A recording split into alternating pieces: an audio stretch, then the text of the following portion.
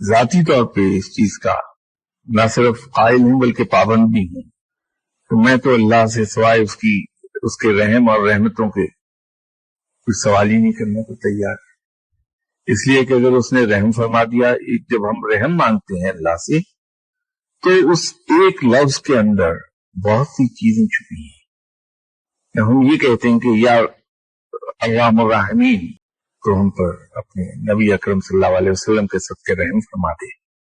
تو در حقیقت ہم اس سے ایک چیز نہیں مانگ رہے ہوتے، بلکہ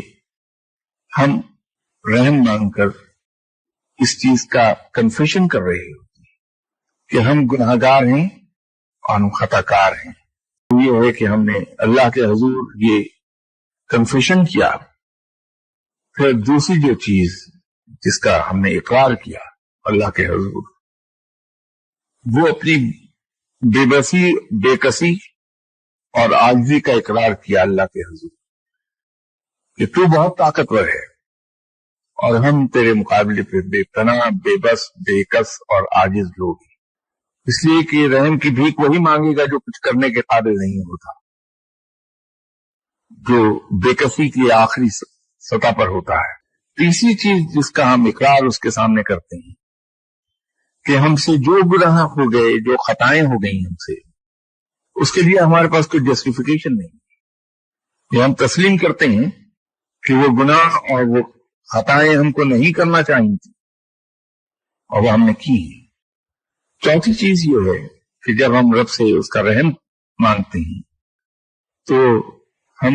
در حقیقت کہہ یہ رہے ہوتے ہیں کہ ہمارا کوئی استحقاق نہیں بنتا ہے تو اس سے کسی قسم کی رعایت مانگنے کا، اس لیے کہ ہم خطا کار ہیں، تو اپنی قوتوں کے صدقے اور اپنے زبردست ہونے کے صدقے، اپنے قوی ہونے کے صدقے اور اپنے ارحم الراحمین ہونے کے صدقے تو ہم پہ رحم فرما دے، کہ تیری سنت یہ ہے کہ تو رحم فرماتا ہے اپنے بندوں پر۔ اکیلے ایک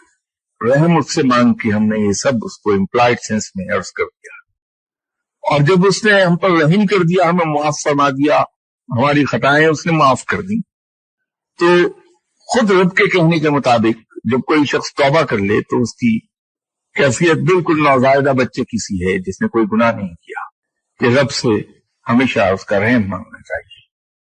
اگر آپ ایک قدم اور چلے جائیں تو رحم مانگنے کے بعد اس سے اس کی رحمتیں طلب کر لیجیے تاکہ انعامات بھی آ جائیں، صرف آپ معافی نہ کیے جائیں بلکہ آپ کو انعامات بھی عطا کر دیں۔